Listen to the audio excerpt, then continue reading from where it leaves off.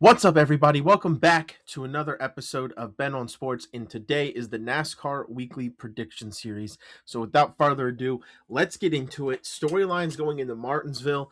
Tyler Reddick still on the heater, wins his fourth race of the season, was far and away the best car on the track at Darlington Sunday. 4 out of the first 6 races of the season. That's an impressive mark.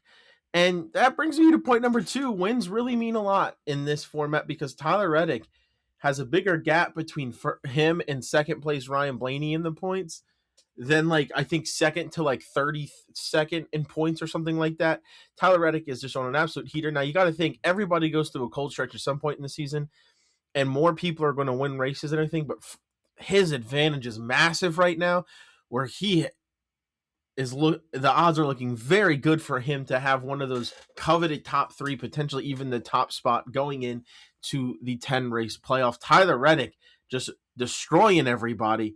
Can 23XI keep this speed and officially announce themselves and join the upper echelon of teams in NASCAR? Wins must really mean a lot, though. That's the point there. Tire fall off, maybe a little bit overblown. People were talking about 4 seconds, and I think the longest green flag run we had, it got around 2 seconds. Now, there was some long run cars that were better than others, but that always happens, right? And so I think it was maybe a little bit overblown, but it was still a good package. It was still a good race. Sometimes you just have dominant cars, and that's okay. Not every race has to be 18 million passes for the lead, and it's okay. Sometimes somebody just brings a better car. All you can hope for is that cars can pass easier, which they could at Darlington last week, and that tire fall off is a thing, all of that kind of stuff. Tire fall off was a little bit overblown, but I still think that the race was okay. Chevy's still looking for its first win, and it only had one car in the top 5, and that was Carson Hocevar. They did have some cars that qualified well and ran near the front all day, but a Toyota won that race, and Ford was very good behind them. Chevy, 6 races into the year, does not have a win. 5 wins for Toyota, 1 for Ford. Chevy needs to get going. Hendrick Motorsports in particular needs to get going. Not looking good for Chevy. I'm sure they will find their way into victory lane soon, potentially even this week, but more on that to come. Good day for RFK Racing, arguably the best overall team effort. Maybe it could have been 23XI, but both Riley Herbst and Bubba Wallace had multiple incidents throughout the day that caused them to finish outside of the top 30, but it definitely seemed that those cars had speed. RFK at one point was running 1, 2, and 3. Tyler Reddick interrupted the party. Chris Buescher made a mistake to get himself out of contention, but it definitely, Brad Keselowski had a good car. Chris Buescher had a good car. And I think even Ryan Preece did. Fantastic day for RFK. All 3 of those cars off to a good start and would currently be in the playoffs that they started today. Some people are saying they're the best team in Ford. I'm not quite willing to say that. But I will say, if Penske doesn't start getting more consistency, RFK might be there. And Spire, and speaking of consistency, there's still a couple races where they're struggling to run top 20, but they're getting more and more consistent. Hocevar had a good run. Suarez had a good run. You're seeing Spire be able to compete for top 10s at a lot more tracks, a lot more frequently than you used to. And eventually, I wouldn't be shocked to see Spire Motorsports really hit it out of the park and end up with a win at one of these tracks. McDowell and Suarez are obviously multiple-time winners in the Cup Series, and Hocevar, you got to think it's only a matter of time before he does. So congratulations and credit to Spire Motorsports. You can really, really see the improvement that team is making, including this week having the highest placing Chevy finisher at Darlington. That is no easy feat.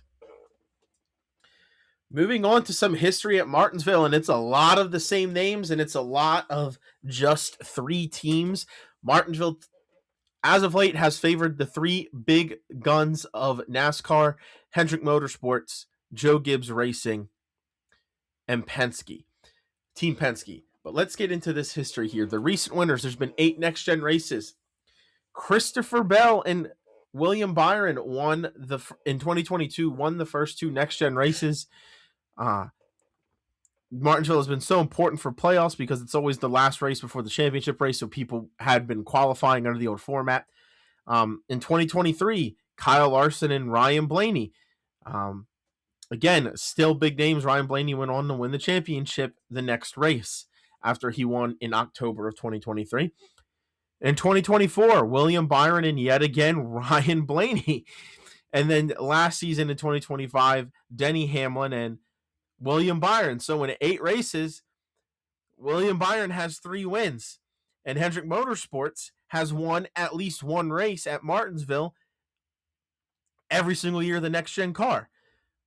Let's do the math. William Byron with 3, Kyle Larson with 1. That means Hendrick Motorsports has won 4 of the 8 next gen races at Martinsville. Christopher Bell and Denny Hamlin each have 1. That's 2 for Joe Gibbs. And then Ryan Blaney has 2. That's 2 for Penske. So all 8 races have been won by the 3 big teams. And Hendrick Motorsports has half of them. William Byron himself has 3 out of the 8. I think we know where this race could be heading this week. Best average finish, Ryan Blaney at 4.3, averaging darn near a top 4, averaging a top 5. Kyle Larson just about a spot lower at 5.4. Joey Logano at 5.9. Chase Elliott at 7.4. And Ross Chastain at 8.5.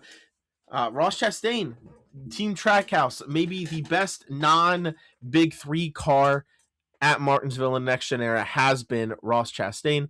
He almost was left off this list. When I was doing the math for all of this, if you remember, Chase Briscoe and Denny Hamlin had really good average finishes and have run really well here.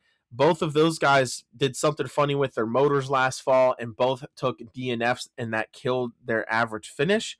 And that's part of the reason why they're not there. But still, Ross Chastain at 8.5 is a pretty good average finish. It seems like the guy that if anybody's going to compete with these top 4, it's going to be him or maybe one other driver I might mention. I will mention in a minute. Most top 5s, Ryan Blaney and Kyle Larson are tied at 6 top 5s in 8 races here. Denny Hamlin has 5 top 5s in 8 races. Chase Elliott with 4. And then 3 drivers are tied at 3 top 5s. Joey Logano, William Byron, and Ross Chastain. Most top 10s in the next gen. Joey Logano has finished top 10 every Martinsville race in the next gen era. 3 drivers have done it 7 out of the 8 times. Kyle Larson, Ryan Blaney, and Chase Elliott. Chase Briscoe has 6 top 10s in 8 races here. And 3 drivers are tied at 5 top 10s, and Denny Hamlin, Ross Chastain, and William Byron. Now, there's a name you might not see here that's usually at least somewhere on these next-gen stats when we come to these tracks, and that's Tyler Reddick. Your points leader, the guy that's won 4 out of the first 6 races this season, has not been good at Martinsville at all in the next-gen era. Has 1 top 10 finish in 8 races, no top 5s, nothing. A pretty bad average finish. Usually has a top 20 car, rarely a top 15 car. So this could be the first week we see Tyler Reddick start to maybe not have as, you see a chink in the armor this week, because even the 2 races he hasn't won, he's been near the front and fast. Now, if you see him fast this week, I'd really start to get worried, because that means they're making progress at tracks they normally aren't good at. But this might be the first week where Tyler Reddick is not firmly entrenched in the picture, and I think the stats prove it. And there has been a race at Martinsville in the new package. I believe that, well, maybe not the higher horsepower, but the tire compound was the tire compound they're running today, or running on Sunday, is the same tire compound they ran last fall. The engine will do some different things, but this is the first true short track race of the season. And as a short track fan, I will be excited. Let's get into my favorites to win in Martinsville. Team rankings, Hendrick Motorsports. It's very well documented their successes here, the meaning this track has to them as an organization. They don't have a win. Chevy doesn't have a win in the first 6 races. That's incredibly rare. I like Hendrick Motorsports to show up this week and get the win. Team Penske, I have second. Ryan Blaney, maybe the best driver in the next gen era at Martinsville. He was good even before the next gen era. Joe Logano has been the bridesmaid here in the next gen era. Hasn't won, but he's usually near the front. I expect both of those guys to be there. Joe Gibbs Racing has had 2 different drivers win here. And Denny Hamlin, it's his home track. Denny Hamlin loves it at Martinsville. Christopher Bell has won here and looked good. And Chase Briscoe has good stats. Got to think Joe Gibbs Racing is going to bring some good cars. And then we have a little bit of a gap and a fall off the track house, and it's not because of Shane Van Gisbergen or Connor Zilic. Maybe those guys are capable of putting together a good run, although Trackhouse's oval speed has been questionable this year.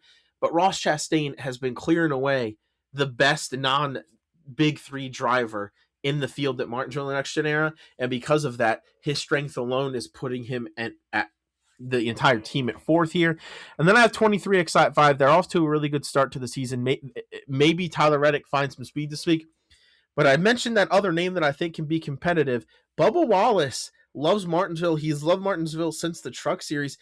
He's right off of some of these lists, but he's had really good finishes here the last 2 or 3 seasons. He's very good at Martinsville. He should be in the top 10, maybe even top 5, which is he's done multiple times at Martinsville all weekend this weekend.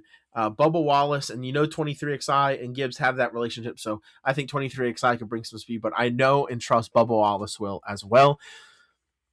My driver rankings, you're going to see a lot of Big Three names in here, because I generally think this is going to be a Big Three weekend. Ryan Blaney. I have Hendrick as my favorite to win, but I like Ryan Blaney to win again this week. He's just so consistent here. Kyle Larson and William Byron are at 2 and 3. I think you can have them either way. Larson has a little bit more consistency, but William Byron already has 3 wins in 8 races here. Either of those guys are good picks to win.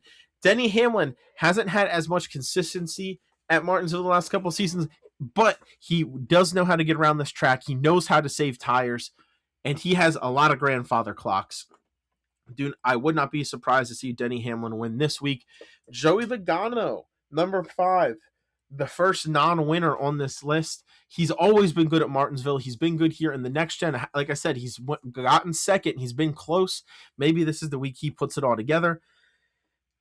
These next 3 drivers, I think I would put in any order. Christopher Bell, Chase Elliott, and Chase Briscoe. Christopher Bell, they're really all kind of tied for 6. I feel like it's disrespectful to have Elliott and Briscoe at 7 and 8, but that just shows you how close the top of the field has been at this track. Christopher Bell at 6 has won the first Next Gen race here to clinch his way. It was a win to get in situation. He wasn't going to make the championship without a win, and he got the win. That's hard to do. He has some good finishes since. He's usually good on short tracks. Christopher Bell, 6.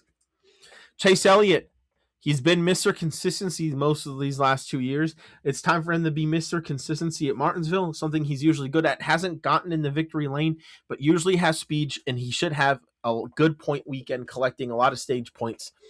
Chase Briscoe, same thing. I expect them to be fast. They keep on having the weird stuff happen. They almost had their second top 5 of the year to try and help with that points deficit last week, and then they get wrecked with 2 laps to go, and they go from 5th to 12th. Still got stage points. They need a big week. Martinsville is a good place to do it. And then the 2 names I've already mentioned outside of the Big Three, Ross Chastain and Bubba Wallace, I like to get top 10s. And another team to watch, RFK and Spire are really getting more consistent. We've seen Spire have some speed on short tracks. We know we know RFK can. RFK has a lot of short track racers that like tracks like Martinsville. Brad Keselowski likes Martinsville. So I wouldn't be surprised to see RFK jump up. But if I'm going purely off the history, these are the names that I like. But I do think RFK looks like they're going to have a better season than the recent history would entail, because that I wouldn't be shocked to see them up there. Just like I wouldn't be shocked to see a Carson Hocevar find his way into the back end of the top 10 as well. And finally, my power rankings. Tyler Reddick and Ryan Blaney are firmly entrenched in the 1 and 2. They're first and second in points. Blaney's looked pretty good. I've already talked so much about Tyler Reddick and how good he's been to start the year. Those 2, 1 and 2, no question. And then 3 through 7 are kind of similar to me right now, maybe even 3 through 8. Denny Hamlin showed the most speed last week, just ran out of time, still had a good finish. He's 4th in points. William Byron didn't have race-winning speed, but he stayed around the top 10, got some stage points, had an okay finish. Chase Elliott was fast early, slow late, but he's still good on points. They're finding ways to get points and good finishes. Kyle Larson maybe was the fastest out of this group, but had gotten to the wall too hard, ended up 2 laps down, finishing way in the back of the pack. Still showed speed this week. Bubba Wallace, kind of in the same boat as Larson, looked really fast, qualified second, was 4th at the end of the first stage. Had a bad pit stop that got them bad track position, and then the wreck, and then they finished 5 laps down. Bubba Wallace is still 3rd in points. It's the first week that Reddick and Wallace are not the teammates are not ending first and second in points because, like I said, Blaney had a good week, very good long run car. And then Christopher Bell didn't have a great week, for only finishing 19th, but he's been fast a couple weeks before. They're going to a track that he likes. So that kind of third through eighth right now is kind of a group by itself. They're not quite at the level of Reddick and Blaney. I think some of them will get there eventually and will catch up with them, but they're also a little bit above the people below them to start the season. So maybe I'll start color coding groups again, like I did last year, but I'm trying to give time for the season to actually set in. But this is going to be week 7, so maybe it's coming after this week. Getting into number 9, Chris Buescher had a great day. Was top 5 most of the day, top 10 most of the day. Got into the top 5 by the end of the race. Led some laps out front. Him and Brad Keselowski both seem to have good cars, got good stage points. Chris Buescher, top 10 in points, off to a great start. Ty Gibbs keeps his hot streak going. He's just been putting together top 10s and top 5s. Almost had a top 5 this week, not quite. Bunch of points. Best finisher out of Joe Gibbs Racing this week. Ty Gibbs keeping it going. He's into my top 10 for maybe the first time ever in the power rankings. Maybe he gets his first win of his career soon, knocking on the door. Chase Briscoe stays at 11. He could have gotten back into the top 10 with a good top 5 finish. That 19 team needs to start finishing races. They have speed. They could be top 10 in points, and instead they're 22nd. But they obviously are a top 8 car on pure speed every week and should be there in points. Brad Keselowski with a phenomenal run, finishing second, was the second best car all day. They executed, led a whole bunch of laps, got a whole bunch of points. Brad Keselowski off to a good point start, knocking on the door of the top 10 as well. Ryan Preece, another RFK car, solid day, good stage points, good points overall. They're in a good points position. Like I said, all 3 RFK cars would be in the playoffs if they started today. Carson Hocevar with a fantastic drive. Late in that run, they had newer tires and took advantage, driving into the top 5, getting a good finish. And Carson Hocevar, again, he was on a little bit of a cold stretch. He's hot again. Great point day for Hocevar. I like to see him running up front. Eventually, I think Hocevar has a win coming his direction. Ross Chastain with an awful week at Darlington. Normally, you can expect them to be fast there, but Trackhouse just seems like they've lost so much consistency on ovals. Sometimes they're really good, sometimes they're not very good, and this was a not very good week. Ross Chastain outside the top 20 in points and currently sitting 15th in the power rankings. Joe Logano was just off all weekend, was in the back, essentially on pace all week. Not a very Joe Logano race, especially at Darlington. Maybe the most surprising thing of the weekend, and he falls to 16th in the power rankings. Shane Van Gisbergen, I don't want to quite move him up. He had a top 15 this week, finished 14th, was actually the best finisher out of the Trackhouse cars. That's rare, especially at a track like Darlington. But Shane Van Gisbergen is at 13 or at 17 with the ability to move up if he can put together good back-to-back good weeks. Daniel Suarez had a good run, finishing he's up to 18th on the power rankings. Daniel Suarez could be in the playoffs. He's running pretty well with Spire. I would argue he's running better with Spire than he was with Trackhouse. Daniel Suarez looking good. Austin Cindric with a 5th place finish. I think it was a 6th place finish. Yes. Solid day. One of the, not somebody they talked about all day, but was able to run around the back half of the top 10 and finish 6th by the end of it. Good point day for Cindric, something that he needed, as he is also one of last year's playoff drivers that is currently outside the top 20 in points, joining Chase Briscoe and Ross Chastain. Those guys are all outside the top 20 points. All of them won at least one race last year, and all of them made the playoffs. So all 3 of those guys want to start converting good days and good points. And then Eric Jones with the top 10 last week gets him into 20th in the power rankings. Can he build some momentum on the short track at the Paperclip in Martinsville? The bottom half of these power rankings can move around a lot. Right now, it might be the bottom 3 or 4. The 16 are kind of locked in right now. Be hard for me to drop any of them all the way off. Not impossible. This is where I have the power rankings going in the Martinsville. A couple different, you're starting to see groups divide about where people fall into place this Cup Series season. Short track racing is here. I love the paperclip. It's almost time for me to start looking at points. The Fox broadcast is finally looking at points at the end of the race, and it feels nice to not just be like, win, I don't have to talk about you the rest of the season because you're already in the playoffs. Points matter this year. Tyler Reddick, massive lead going into the paperclip. That's all I have for you guys today. Thank you for tuning in. Please, please, please like, comment, and subscribe. Let me know who you think's going to win the race. Let me know if you think Tyler Reddick already has, barring disaster, already has a regular season trophy locked up.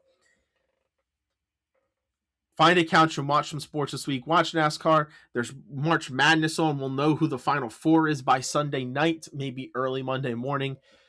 Baseball is back this weekend. Be sure to get your fill of it. Take care of yourself. Take care of your family. It's a crazy, crazy world out there. Peace out.